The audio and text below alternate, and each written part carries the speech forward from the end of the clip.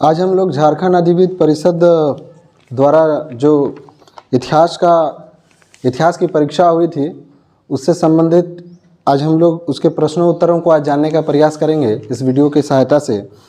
तो जो प्रश्न पूछे गए थे उन प्रश्नों के उत्तर इस वीडियो के माध्यम से हम लोग जानने का प्रयास करते हैं। तो शुरुआत करते हैं। जैसे पहला क्वेश्चन पूछा गया था कि हड़प्पा सभ्यता या हड़प्पा किस नदी के किनारे अवस्थित है। हड़प्पा किस नदी के किनारे अवस्थित है? तो इसमें पूछा गया था कि इसका ऑप्शन दिया हुआ था सिंधु, सतलज, रावी और सरस्वती। तो इसका सही जो उत्तर है वो रावी नदी के किनारे। किस नदी के किनारे अवस्थित था? रावी नदी के किनारे। और हड़प्पा की खोज जो किया गया था वो 1921 ईस्वी में राय बहादुर दयाराम साहनी ने किया था। तो दूसरा जो क्वेश्चन पूछा गया था कि विक्टोरिया टर्मिनल किस स्थापत्य शैली का उदाहरण है। तो विक्टोरिया टर्मिनल जो है वो नवगाथिक शैली का उदाहरण है। इसका ऑप्शन नंबर 1 इसका सही उत्तर होगा। नवगाथिक शैली के द्वारा विक्टोरिया टर्मिनल को बनाया गया था। और जो तीसरा प्रश्न पूछा गया था कि विजयनगर साम्राज्य की स्थापना कब हुई थी। तो विजयनगर साम्राज्य की स्थापना 1336 ईस्वी में संगम के 2 पुत्र हरिहर राय और बुक्का राय ने किया था। और जो चौथा प्रश्न पूछा गया था महात्मा गांधी दक्षिण अफ्रीका से भारत कब लौटे थे। तो महात्मा गांधी दक्षिण अफ्रीका से भारत कब लौटे थे? इसका जो सही उत्तर होगा 1915 में वो वापस लौटे थे। तो ऑप्शन नंबर इसका 3 होगा। पांचवा प्रश्न पूछा गया था कि महावीर का जन्म कहाँ हुआ था। तो महावीर का जो जन्म था और इसमें ऑप्शन दिया हुआ है, 1 में दिया था लुम्बिनी, 2 में दिया हुआ था कपिलवस्तु और तीसरे नंबर पर दिया हुआ था कुंडलवन और चौथे नंबर पर सारनाथ। जबकि ये ऑप्शन के हिसाब से इसका कोई भी सही उत्तर नहीं होगा क्योंकि कुंडलवन कश्मीर में है और महावीर का जो जन्म हुआ था वैशाली यानी कि बिहार में हुआ था और ये कुंडग्राम था। और यहाँ लिखा हुआ है ऑप्शन में कुंडलवन, जबकि कुंडग्राम होना चाहिए और ये मुजफ्फरपुर जिला पड़ता है, वहाँ पर उनका जन्म हुआ था। तो जो कुंडलवन भी किए होंगे तो लगभग में उनका आंसर सही माना जाना चाहिए, लेकिन ऑप्शन जो दिया हुआ है वो कुंडलवन कश्मीर में है। बढ़ते हैं छठे प्रश्न में। आयकर व्यवस्था संबंधित है। तो आयकर और नायकर जो व्यवस्था था वो विजयनगर साम्राज्य से संबंधित था। तो इसका ऑप्शन होगा ऑप्शन नंबर 3 विजयनगर साम्राज्य से संबंधित था। और 7वां नंबर का जो प्रश्न है उसका प्रश्न जो है संविधान सभा के अस्थायी अध्यक्ष कौन थे। तो संविधान सभा के जो अस्थायी अध्यक्ष थे वो थे डॉक्टर राजेंद्र प्रसाद और अस्थायी मेंबर में थे सच्चिदानंद सिन्हा। और 8वां नंबर में पूछा गया है कि भारत का राष्ट्रगान कौन सा है। तो भारत का राष्ट्रगान जन गण मन अधिनायक है और राष्ट्रीय गीत जो है वो वंदे मातरम है। 9वें नंबर पर पूछा गया था कि आईने अकबरी की रचना किसने की थी। तो आईने अकबरी की रचना अबुल फजल ने की थी। तो इसका ऑप्शन नंबर 1 होगा सही। और 10वें नंबर पर पूछा गया था कि गांधी जी के राजनीतिक गुरु कौन थे। तो गांधी जी के जो राजनीतिक गुरु थे वो थे गोपाल कृष्ण गोखले। कौन थे? गोपाल कृष्ण गोखले। और 11 नंबर पर पूछा गया था कि अशोक के अभिलेखों में कितने प्रकार के प्रांतों का उल्लेख किया गया है। तो अशोक के अभिलेखों में 5 प्रकार के प्रांतों का उल्लेख किया गया है। कितने प्रकार के? 5 प्रांतों के।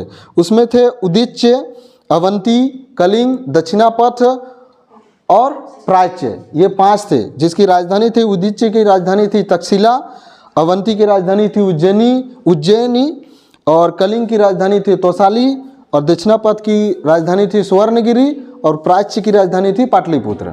तो ये 5 प्रांतों में 5 प्रांत थे अशोक के काल में। जो 12वां प्रश्न पूछा गया है कि भारतीय संविधान में संसदीय प्रणाली किस देश से ली गई है। तो जो संसदीय शासन व्यवस्था है वो ब्रिटेन से ली गई है। तो इसका ऑप्शन नंबर 2 इसका सही उत्तर होगा। अब 13 नंबर पर पूछा गया था कि फूट डाल करके विजय प्राप्त करने का कार्य सर्वप्रथम किस राजा ने किया था। तो इसका सही उत्तर होगा अजातशत्रु ने, क्योंकि बज्जी संघ पर विजय प्राप्त करने के लिए इसने बज्जी संघ को तोड़ने के लिए फूट डालो और शासन करो की नीति का पहला प्रयोग किया था। और इसी में मूसल और महाशिला कंटक नामक 2 हथियारों का इसने प्रयोग किया था। इसी युद्ध में विजय प्राप्त करने के लिए। अगला प्रश्न है कि भारतीय राष्ट्रीय कांग्रेस के संस्थापक कौन थे? तो इसका जो सही उत्तर होगा ए.ओ. ह्यूम। जो तीसरा नंबर का ऑप्शन है, ए.ओ. ह्यूम के द्वारा भारतीय राष्ट्रीय कांग्रेस की स्थापना की गई थी 1885 में। 16वां प्रश्न है कि सिंधु सभ्यता में समाज का स्वरूप क्या था? तो इसका जो उत्तर है होगा इसमें मातृसत्तात्मक, क्योंकि माता के आधार पर यहाँ शासन व्यवस्थाएं चलती थी। क्योंकि मातृ देवी का मूर्ति वगैरह सबका प्राप्त होना, इससे इतिहासकार लोगों का ये अनुमान है कि वहाँ पर ही मातृसत्तात्मक परिवार हुआ करता था। 16वां जो प्रश्न है कि धम्म नीति का या धम्म नीति की शुरुआत किसने की थी? तो धम्म नीति की शुरुआत जो की थी वो अशोक ने की थी, क्योंकि अशोक का धम्म आप लोग पढ़े भी होंगे, तो उसी में अशोक ने ही धम्म की नीति की शुरुआत की थी। 17 नंबर प्रश्न में पूछा गया कि गेटवे ऑफ इंडिया का निर्माण कब हुआ था? तो गेटवे ऑफ इंडिया का निर्माण 1911 ईस्वी में हुआ था। इसका ऑप्शन नंबर 2 सही होगा। और 18 नंबर पर पूछा गया कि जीतल क्या था? जीतल एक सिक्का था। जीतल क्या था? सिक्का था, जो ऑप्शन नंबर आपका 2 में है। अगला पूछा गया था कि प्लासी की लड़ाई कब हुई थी? तो प्लासी की लड़ाई 1757 ईस्वी में लड़ी गई थी और बक्सर का युद्ध 1764 में था। अगला प्रश्न है कि महाभारत की रचना किसने की थी? तो महाभारत की रचना वेद व्यास ने की थी। इसका ऑप्शन नंबर 4 होगा। और वाल्मीकि ने रामायण की रचना की थी। अगला है कि आईने अकबरी को कितने भागों में बांटा गया है? तो आईने अकबरी को 5 भागों में बांटा गया है और इसका ऑप्शन होगा ऑप्शन नंबर 3। इसका सही उत्तर होगा। अगला है कि विजयनगर की स्थानीय मातृदेवी कौन सी थी? तो इसका जो ऑप्शन नंबर 2 है पंपा देवी, इनका सही उत्तर होगा। पंपा देवी विजयनगर साम्राज्य की स्थानीय देवी थी। अगला है दामिनी को कहा जाता था कि मतलब किसको कहा जाता था? क्वेश्चन है दामिनी को कहा जाता था, इसका किस क्षेत्र विशेष को? तो ऑप्शन नंबर इसका 4 है।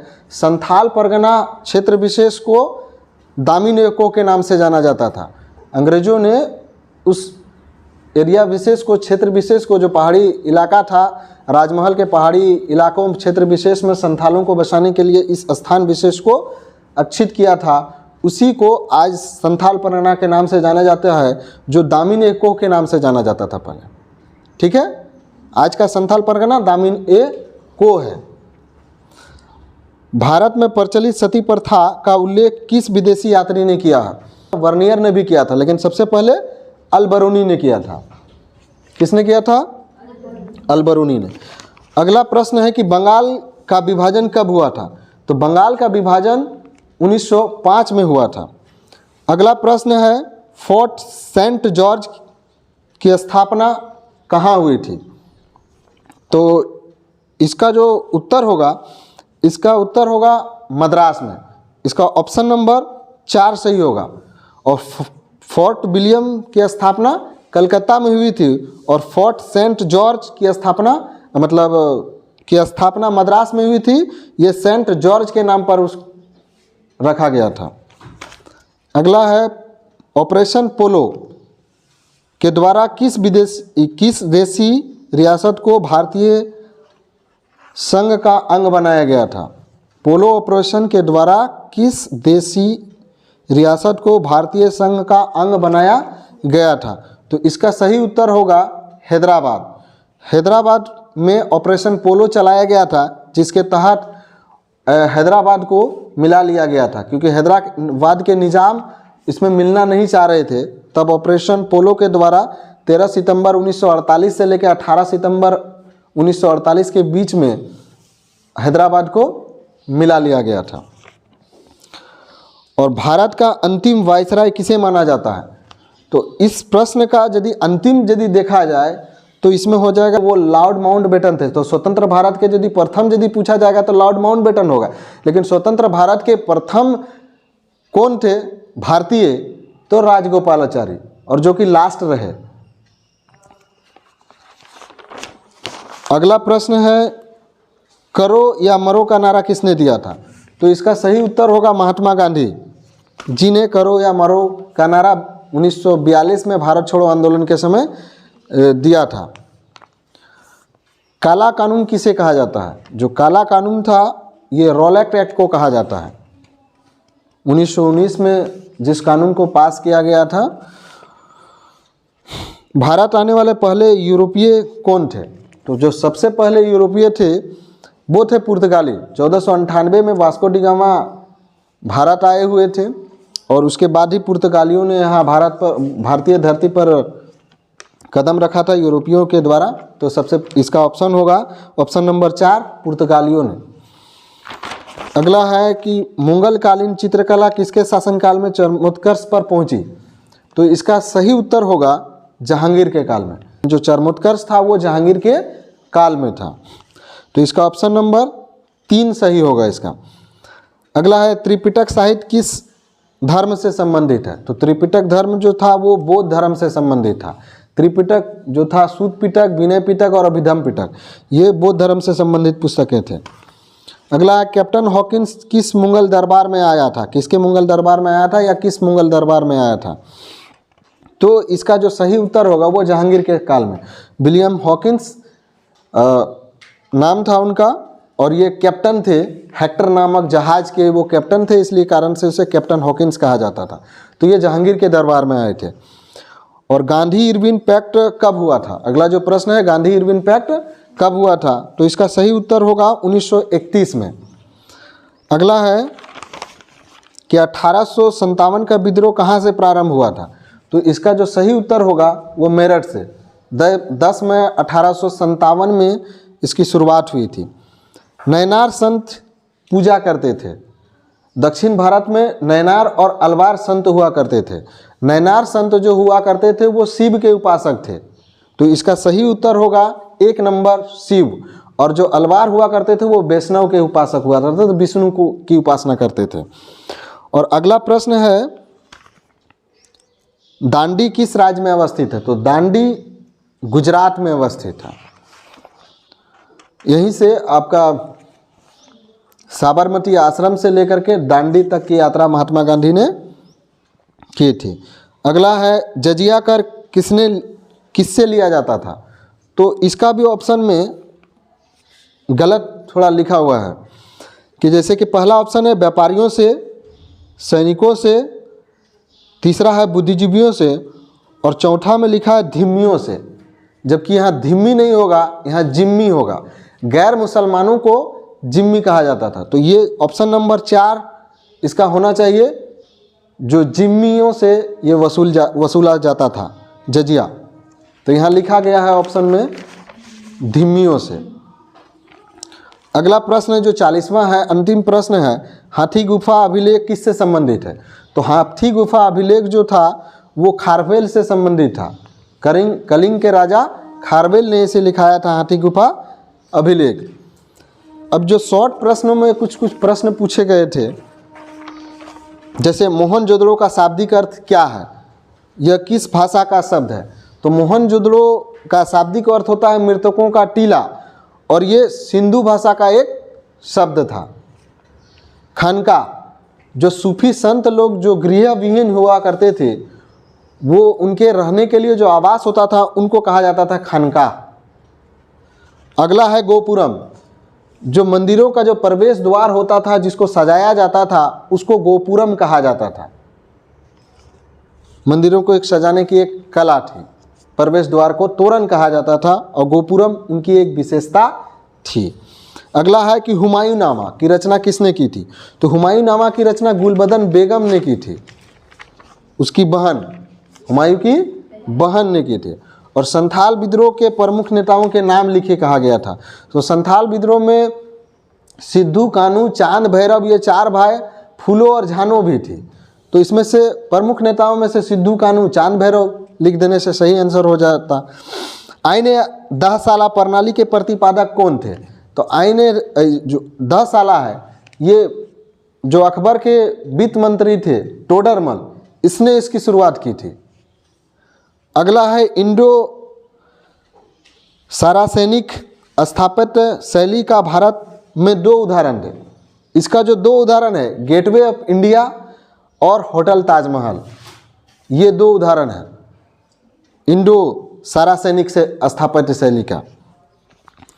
अब जो लॉन्ग क्वेश्चन में आप लोगों का 5-5 नंबर का वो पूछा गया था, धर्म की नीति क्या थी। जो अशोक ने जो धर्म चलाया था वो अशोक का धर्म कहलाता था, तो उसी नीति को इसमें लिखना था। बासरा और बेसरा अगला जो प्रश्न था, तो बासरा जो इस्लामिक नियम कानून और व्यवस्थाओं नियमों को पालन करने वाले जो लोग होते थे, उनको पालन करते थे इस्लामिक नियम कानूनों को, बासरा कहा जाता था। बासरा जो इस्लामिक धर्म नियम कानूनों को मानते थे उसको बासरा कहते थे, और जो इस्लामिक धर्म नियम कानूनों को नहीं मानते थे वो कहलाते थे बेसरा। अस्थाई बंदोबस्त कब, कहाँ और किसने लागू किया। तो अस्थाई बंदोबस्त 1793 ईस्वी में कहाँ, बंगाल, बिहार, उड़ीसा, उत्तर प्रदेश का कुछ हिस्सा और कर्नाटक के कुछ हिस्से में इसको लागू किया गया था। किसने, लॉर्ड कॉर्नवालिस ने लागू किया था। अगला 1857 के क्रांति के 5 प्रमुख नेताओं के नाम लिखे। तो 5 प्रमुख नेता में से बहुत सारे नेता थे, उनमें से सिर्फ 5 का ही नाम लिखना था। इसके अतिरिक्त सरदार वल्लभ भाई पटेल को भारत का लौह पुरुष क्यों कहा जाता था। उसने देसी राज्यों के, उसी के काल में ही देसी राज्यों को मिलाया गया था, चाहे जूनागढ़ हो, हैदराबाद हो, बहुत सारे देसी राज्य थे। तो भारत को यदि किसी ने जोड़ने का काम किया था तो वो सरदार वल्लभ भाई पटेल ने किया था। एकीकृत करने का काम, भारत को आज़ादी के पश्चात यदि एकीकृत करने का काम किया था तो वो किसने किया था, सरदार वल्लभ भाई पटेल ने। अगला क्वेश्चन था कि भारत में मुगल वंश की स्थापना पर संक्षिप्त टिप्पणी। जो बाबर ने जिस मुगल वंश को स्थापित किया था, तो बाबर, हुमायूं, अकबर, जहांगीर, शाहजहां, औरंगजेब, बहादुर शाह प्रथम, जहांदर शाह, फारूक सियार, मोहम्मद शाह रंगीला, अहमद शाह, आलमगीर, शाह आलम द्वितीय, अकबर द्वितीय, बहादुर शाह जफर यानी कि बहादुर शाह जफर द्वितीय, उनके बारे में थोड़े सा वर्णन करना था। इसमें सारा आंसर हो जाता आपका। दांडी मार्च, जो सविनय अवज्ञा आंदोलन है वही दांडी मार्च कहलाता है, जो 1930 से लेकर के लगभग 4 सालों तक चला था ये। और संथाल विद्रोह का कारण और स्वरूप, संथाल विद्रोह जो संथाल में हुआ था सिद्धू कान्हू चांद भैरव के द्वारा, उसको और संविधान की प्रमुख विशेषताओं को लिखने के लिए कहा गया था। तो प्रमुख विशेषताएं क्या था कि भारत में कि प्रमुख विशेषता में क्या है कि सबसे बृहद संविधान है, लिखित संविधान है, एक हरी नागरिकता है, वो उनकी विशेषताएं हैं, इनको लिखना था। विजयनगर साम्राज्य के महानतम शासक आपका कृष्णदेवराय क्यों कहा जाते थे, इसके विषय में था। और हड़प्पा सभ्यता की प्रमुख विशेषता और भारत छोड़ो आंदोलन। लगभग में तो सारे प्रश्न लिखने लायक ही है, एक भी प्रश्न छोड़ने लायक तो कुछ था ही नहीं। तो आप लोग लिखे हैं ना सारे प्रश्न को, अच्छे से लिखे हैं ना।